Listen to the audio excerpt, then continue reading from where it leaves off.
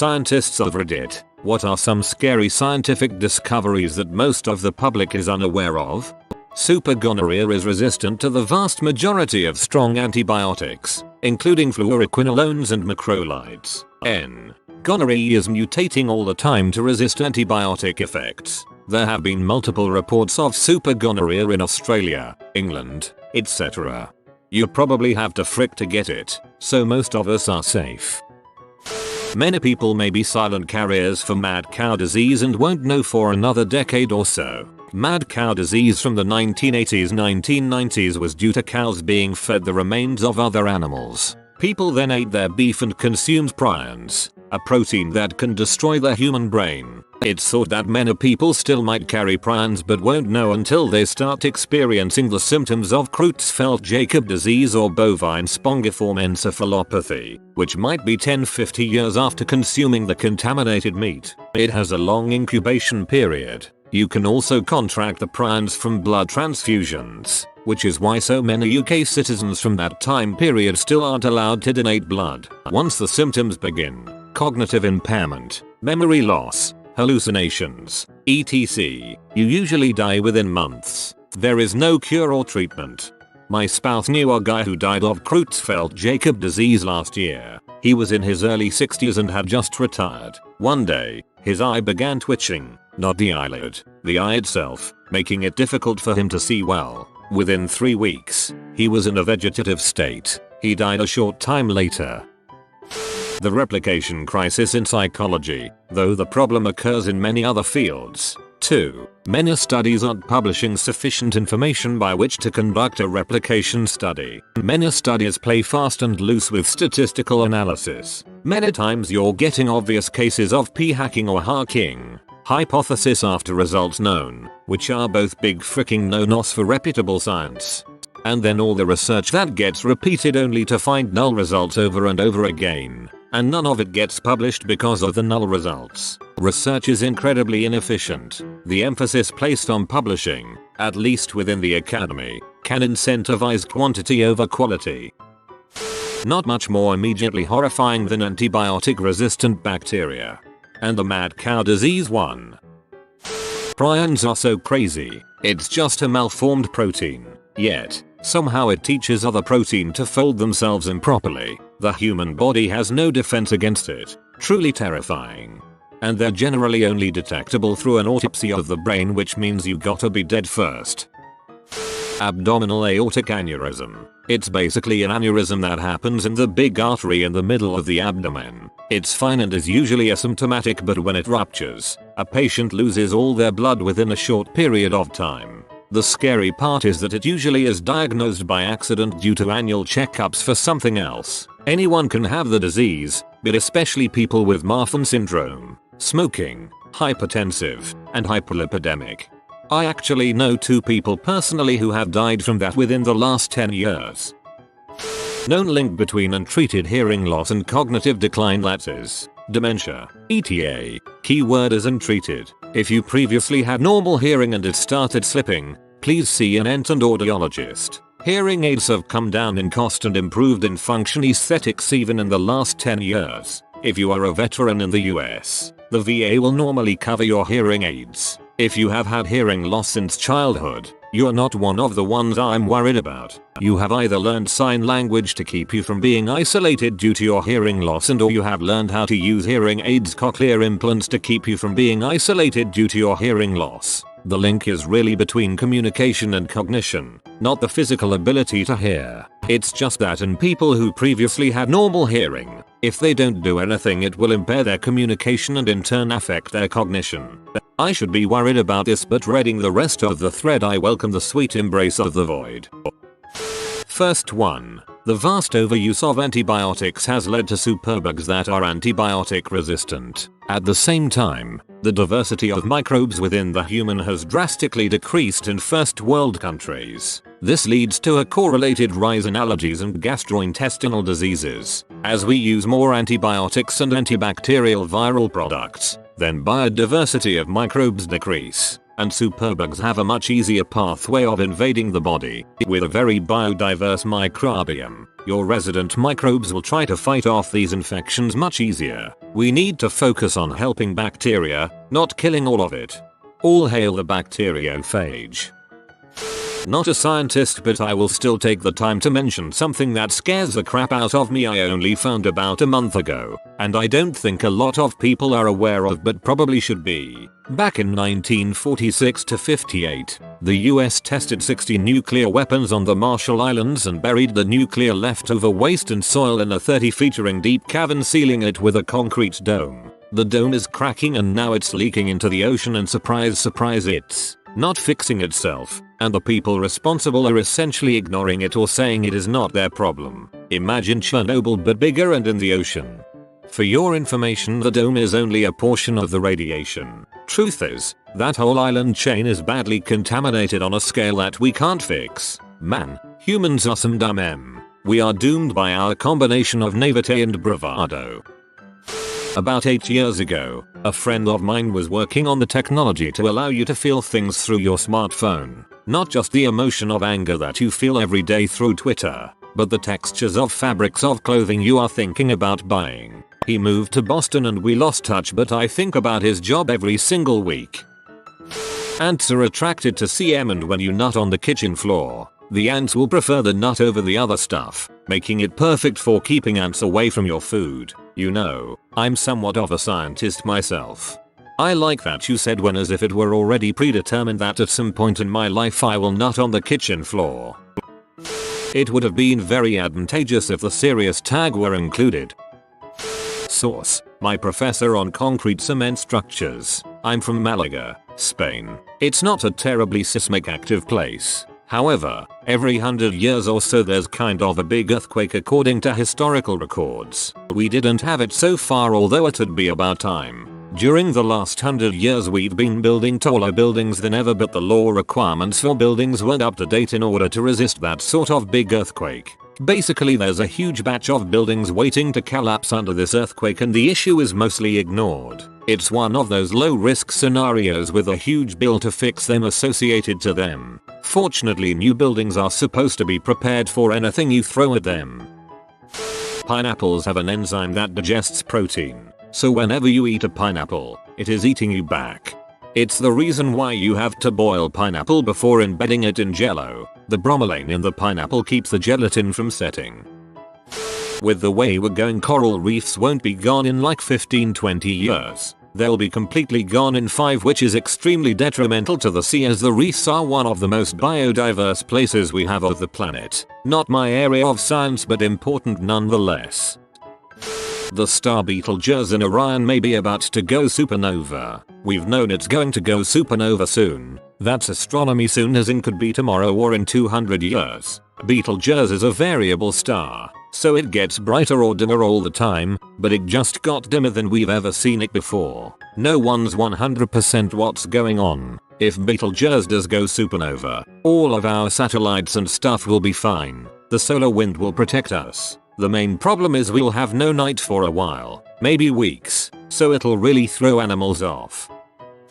The Higgs boson, which was hypothesized decades ago, was discovered via the Large Hadron Collider. Its real-life discovery proved that it's what gives mass to everything. But there is a non-zero chance that a Higgs boson can drop to a lower energy state, and because of the law of entropy, it's the preferred state to decay to a lower energy state if possible. The influence of a low energy state boson would kick off a chain reaction, causing other Higgs bosons to drop to a lower energy state. The problem with this is that if a Higgs boson drops to a lower energy state, then it can't give mass to things anymore, which has universal implications when mass doesn't have mass anymore. It's theorized that the infinitesimal small probability of this occurring could lead to a circumstance where the universe as we know it disappears. Essentially, it would occur like an absolute void progressing through the universe. Low energy state Higgs bosons infecting any other Higgs boson they come across. Maybe the closest thing to a Thanos snap, but it causes everything to disappear in the universe, but only at the speed of light rather than instantaneously.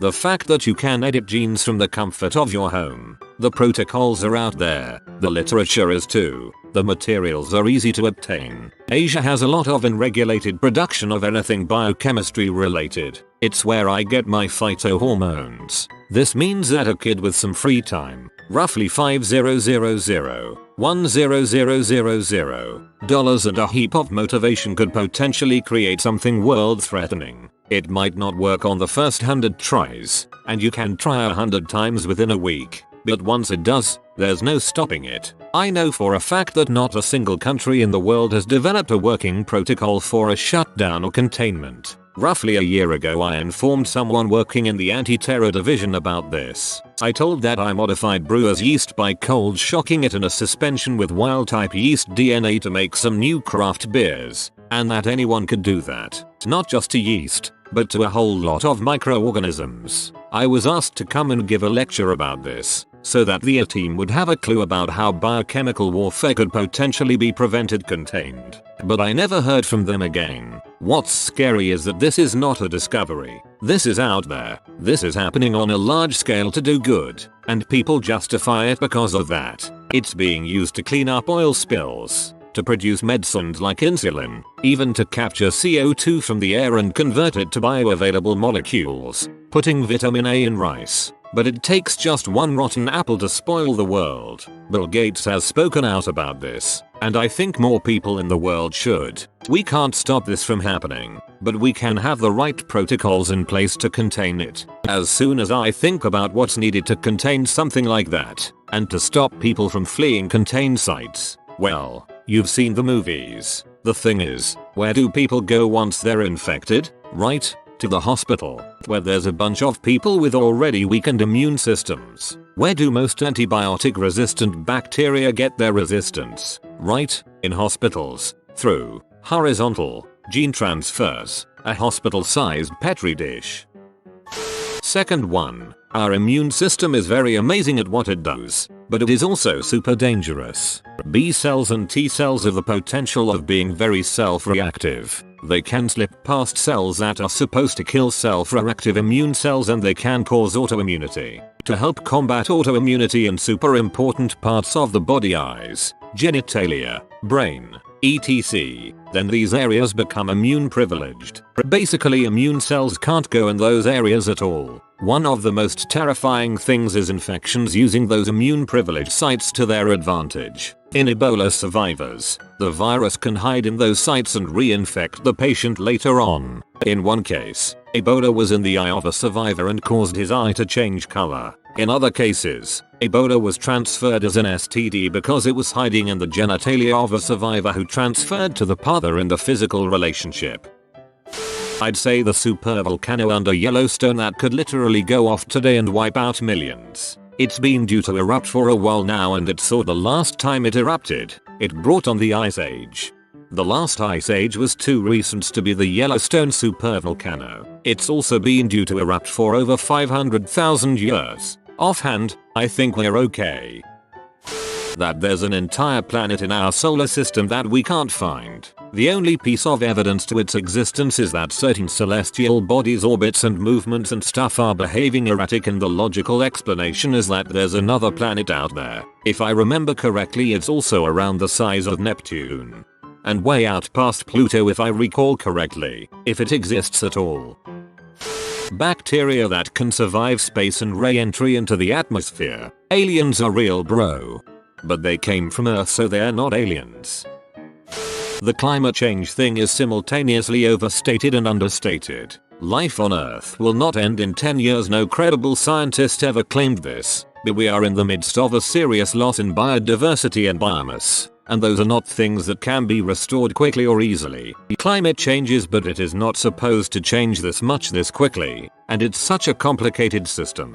Humanity's relationship with global ecology is fundamentally unsustainable and will undergo radical alterations in the next century whether we intend it to or not. That's the threat we face, no more and no less. STDs such as herpes, which can't be cured, can be contracted with skin contact as well. Nothing physical. And, most interesting, 1 out of 6 have it. and people don't know. Thirdly, neonatal herpes can get your just born child killed. So, take good care and get checkups. There's evidence of an entire planet in our solar system that we can't find. I'd love to read more on this if you can give a source. It is possible to revive a dead pig brain. Somewhere in the world they put two eyes to talk to one another. Before they knew it, the two eyes started talking to one another in a better, more efficient language, but since the developers didn't know what they were talking about, they had to turn them off. I have a few. Vacuum decay. Do you know how batteries die? How a cold beverage will heat over time, or how everything you put into motion will eventually stop? That's because of entropy. Matter doesn't like to have a lot of energy. It always wants to reach the lowest possible state of energy. You know, the bottom of the graph. The universe is doing that right now, everywhere. There's this hypothesis that our current lowest possible state might not be real, just sitting close to a bump that'll end in an even lower state, and particles could be just some quantum tunneling away from reaching it. But why is this important? Because if that ever happens, it'd create a cascade effect moving through space that would destroy everything it touches, potentially replacing it with new laws of physics, because the constants would change, and we wouldn't know until it's too late. Strange matter, with an effect not unlike vacuum decay, this time caused by compression of particles in the core of neutron stars to the point of fusing regular quarks, up, down, etc., into strange quarks that some physicists hypothesize could be more stable than regular quarks. Again, creates a cascade turning everything it touches into strange matter for which we don't yet know the properties of. Supernovae and gamma ray bursts. Any supernova closer than 1000 light years could damage Earth's atmosphere. Gamma ray bursts are even faster and more dangerous. It's estimated that there are more than 3 million stars within 1000 light years of the solar system. Human impact on the climate. It's already past the point of no return. We probably won't get extinct from this, at least, but the next decades will be harsh for all of our planet's biomes. Biologists are calling it the sixth mass extinction or Anthropocene extinction, you know, because we're the ones causing it, as the current rate of species vanishing is already 100 to 1000 times the normal. This number is only set to increase as the climate becomes more extreme. Space is really, really big. It's hard to find stuff. Stellar black holes are really small and can't be detected if they're not interacting with anything. Some models suggest that there could be tens of thousands of black holes hiding in our galaxy. Blue ice. It's the name given to the frozen sewage material that has leaked mid-flight from commercial aircraft lavatory waste systems. If it falls, it can damage roofs or even you. So yeah, you can be walking on the street one moment and in the next die, impaled by frozen pee. Do you watch that German channel on YouTube that starts with a K and ends in a T? We have the technology available to fully switch to non-petroleum and non-natural gas energy sources, but not the political or social momentum. Aortic ruptures. The main artery from your heart runs down through your body, supplying blood to both your femoral arteries. Well, in certain circumstances, it's entirely possible to just shear the aorta in two.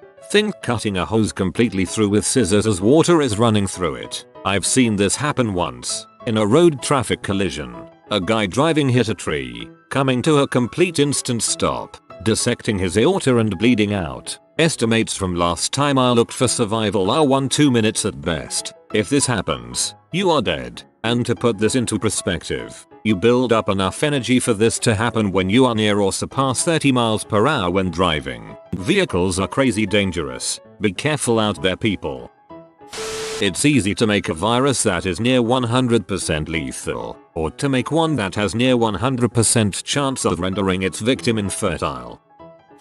The night sky is just an illusion. When you look up at a star, that star might be 80 million light years away, meaning the light from that star took 80 million years to reach Earth, which means you're looking at a star that is from 80 million years ago and isn't actually there today. Which means the night sky is a night sky from millions of years ago. What would the sky look like today? There is a theory that if we can invent something to go faster than the speed of light millions of light years away in a few days, weeks or months, you'd be able to look back at Earth and see dinosaurs walking the planet. Time travel is real, we just don't have the advanced technology to do it.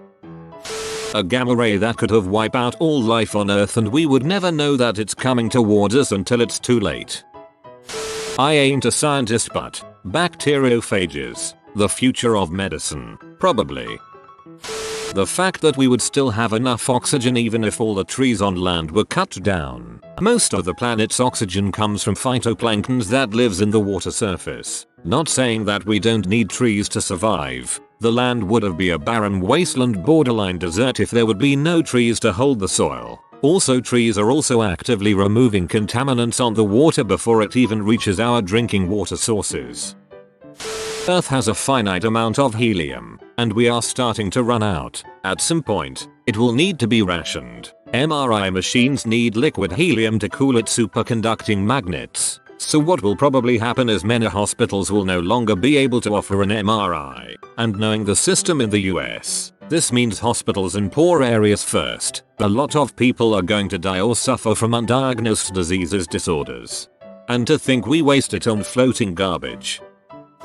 Without any fanfare, climate change is sadistically more serious than we all think.